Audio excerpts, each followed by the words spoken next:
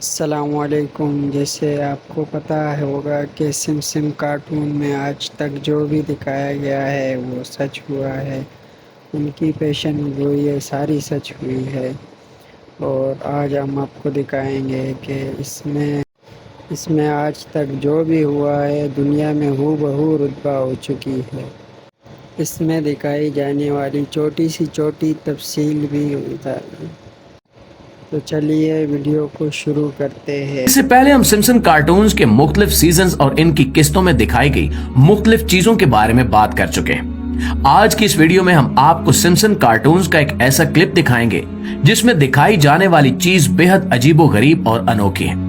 اس میں ایک طرف تو سمسن کا مین کریکٹر ہومر عجیب و غریب ہولیے میں نظر آتا ہے اور عجیب و غریب کام بھی کر رہا ہے۔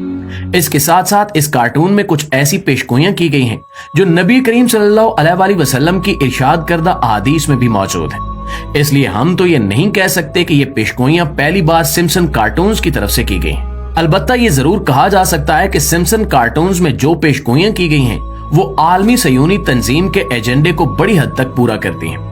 اس کی وجہ یہ ہے کہ نبی کریم صلی اللہ علیہ وآلہ وسلم کی قرب قیامت کے لیے کی گئی پیشگوئیاں یہودی کسی اور انداز سے دیکھتے ہیں اور اس پر کسی اور انداز سے عمل کرنا چاہتے ہیں۔ یہ سب کیا ہے، کیسے ہوگا اور سمسن کارٹونز میں ایسا کیا دکھایا گیا ہے، یہی آج کی ہماری اس ویڈیو کا موضوع ہے۔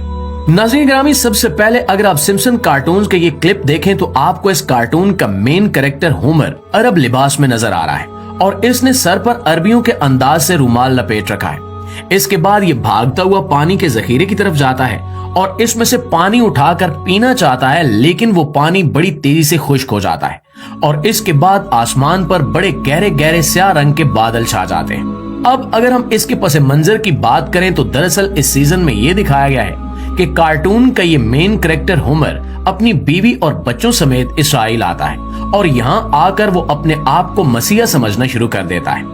لوگوں کو اپنے مذاہب پہ عمل کرتے ہوئے دیکھ کر اور دوسرے مذہب کے لیے ان کی نفرت کو جانچ کر یہ کوشش کرتا ہے کہ کوئی ایسا مذہب بنا دیا جائے جس کی سب پیروی کر سکیں۔ یوں وہ اپنے آپ کو مسیحا کے روپ میں پیش کرتا ہے جسے عیسائی اینٹی کرائسٹ اور مسلمان دجال سمجھتے ہیں، جبکہ یہودی اس اینٹی کرائسٹ یا دجال کو اپنا رہنما اور رہبر مانتے ہیں۔ اس سارے قصے کو مختصر کرتے ہوئے تو لوگوں کے اندر چھائی ہوئی مذہبی جنون پسندی کو دیکھ کر، خاص طور پر یہودیوں کا مذہبی جنون دیکھ کر، کارٹون کا یہ مین کریکٹر پاگل ہو جاتا ہے اور اسرائیل سے فرار ہونا چاہتا ہے، لیکن وہ اس مقصد میں کامیاب نہیں ہو پاتا۔ اس کے بعد وہ اپنے آپ کو ختم کرنے کے لیے سمندر کا نمکین پانی پینا چاہتا ہے، لیکن دراصل یہ ایک دریا ہے جسے یہاں دکھایا گیا ہے۔ جیسے ہی وہ اس دریا میں سے چلو بھر پانی پینے کی کوشش کرتا ہے، دریا بڑی تیزی سے خشک ہو جاتا ہے اور آسمان پر ایسے بادل چھانے لگتے ہیں جو کسی بڑے حملے کے بعد باروتی دھماکوں سے بنتے ہیں۔ اب ہم یہاں رک کر آپ کو نبی کریم صلی اللہ علیہ وآلہ وسلم کی کی ہوئی پیشگوئی کے بارے میں بتاتے ہیں اور اس کے بعد ہم آپ کو بتائیں گے کہ کیسے یہ دو پیشگوئیاں آپس میں ریلیٹڈ ہیں اور کس طرح سے استعمال کرنا چاہتے ہیں۔ ناظرین گرامی، نبی کریم صلی اللہ علیہ وآلہ وسلم کے ارشاد کے مطابق قیامت اس وقت تک قائم نہیں ہوگی جب تک دریائے فرات کا پانی خشک نہ ہو جائے اور اس میں سے سونے کا ایک پہاڑ نہ نکل آئے۔ سونے کے اس پہاڑ پہ دنیا کی تمام اقوام آپس میں جنگ کریں گی تاکہ سونے کے اس پہاڑ پر ان کا قبضہ ہو جائے۔ اس جنگ میں حصہ لینے والا ہر شخص جہنمی ہوگا اور یہ جنگ اتنی خونریز ہوگی کہ ہر 100 میں سے 99 آدمی مارے جائیں گے اور صرف ایک بچے گا۔ اس کے بعد سونے کا یہ پہاڑ بھی لوگوں کی نظروں سے غائب کر دیا جائے گا۔ یہ بہت بڑا فتنہ ہوگا اور مسلمانوں کو چاہیے کہ اس پہاڑ پر قبضے کی لڑائی میں کسی بھی طرح سے شرکت نہ کریں، کیونکہ جو بھی اس میں شرکت کرے گا وہ جہنمی ہو جائے گا۔ اس کے بعد دجال کا ظہور ہوگا اور دجال کے ظہور کے کچھ ہی عرصے بعد امام مہدی کا ظہور بھی ہو جائے گا۔ امام مہدی جب فلسطین یعنی یروشلم پہنچیں گے اور دجال سے مقابلہ کرنے کی تیاری کریں گے تو اسی دن صبح کے وقت حضرت عیسیٰ علیہ السلام کو اللہ رب العزت آسمانوں سے زمین پر واپس بھیج دیں گے۔ پیارے دوستو، یہ مختلف روایات ہیں جن کے مجموعی مفہوم کو ہم نے آپ کے سامنے بیان کیا ہے۔ اب یہاں ہم الگ الگ ہر واقعے کی تشریح کریں گے اور آپ کو سمجھ آ جائے گی کہ کس طرح سے یہودی ان سارے واقعات کو اپنی مرضی اور منشا کے مطابق استعمال کرنا چاہتے ہیں۔ اگر ہم پہلے بات کریں دریائے فرات کے خشک ہونے کی، تو یہ کوئی ایسی چیز نہیں رہی جس کے بارے میں دنیا کو پتہ نہ ہو۔ دریائے فرات پچھلے 20 سالوں سے بڑی تیزی سے خشک ہو رہا ہے۔ दरियाए फिरात के खुश्क होने और इसके सिमटने के बाद इसकी तह से बहुत सारी चीजें ऐसी भी दरियाफ्त हो रही हैं जिनके बारे में पहले हजरत इंसान ने सोचा भी नहीं था।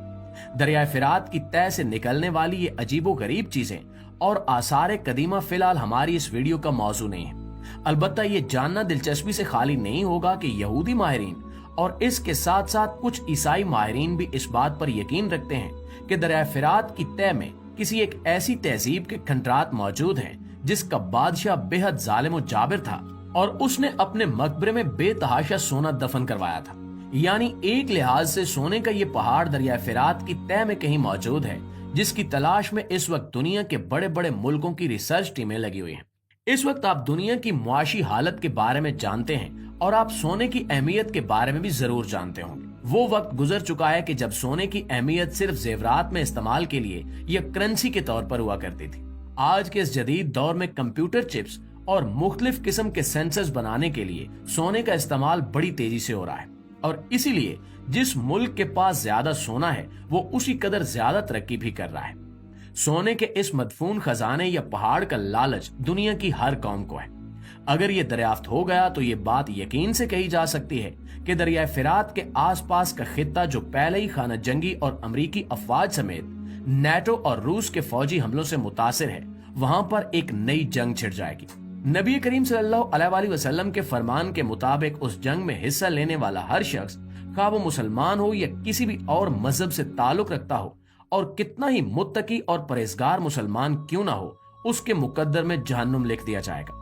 क्योंकि ये सोने का पहाड़ दरअसल अल्लाह ताला की जानिब से एक आजमाइश की शक्ल में जाहिर होगा, जो बाद में लोगों की नजरों से गायब भी कर दिया जाएगा। दोस्तों, यही कुछ सिम्पसन कार्टून्स के इस क्लिप में भी दिखाया गया है। यूं हम कह सकते हैं कि सोने का ये पहाड़ तीसरी जंग अजीम का पेशखेमा साबित होगा और दुनिया की बड़ी बड़ी अकवाम इस खजाने पर कब्जा करने के लिए एक दूसरे को फना कर देने पर उतर आएंगे। इस वक्त अगर हम दुनिया की फौजी और मिलिट्री ताकत का जायजा लें तो हमें टेक्नोलॉजी के हिसाब से इस वक्त अमेरिका सबसे आगे नजर आता है और इसके बाद चाइना का नंबर है और दोनों की स्पेशलिटीज मुख्तलिफ हैं। अमेरिका फिजाई बर्तरी कायम करने के लिए जदीद तैयारों से लैस है, जबकि दूसरी जानिब चीन हाइपरसोनिक मिसाइल्स और हाइपरसोनिक ग्लाइड व्हीकल के मामले में पूरी दुनिया को पीछे छोड़ चुका है। ये एक ऐसा हथियार है जिसका तोड़ अभी तक अमेरिका भी तलाश नहीं कर पाया और ये हथियार एक वक्त में कई जगहों पर एटमी धमाके कर सकता है। एक रिसर्च के मुताबिक चाइना के पास ऐसे हाइपरसोनिक मिसाइल्स मौजूद हैं जो एक ही वक्त में एक ही मिसाइल के जरिए 5 से 10 तक न्यूक्लियर बम मुख्तलिफ निशानों पर फेंक सकते हैं। दूसरी जानिब इस वक्त दुनिया का सबसे बड़ा गोल्ड रिजर्व यानी सोने का जखीरा ऑफिशियली अमेरिका के कब्जे में है और इसके बाद चाइना का नंबर आता है। चाइना इस वक्त रूस की फौजी ताकत को अपने साथ मिलाकर इस्तेमाल करते हुए अमेरिका की सुपर पावर होने की बर्तरी को पूरी दुनिया से खत्म करना चाहता है। इस आखिर में दुआ है कि अल्लाह ताला तमाम मुसलमानों को दजाल के फितने से अपनी हिफ्ज़ो अमान में रखे। आमीन सुमा आमीन।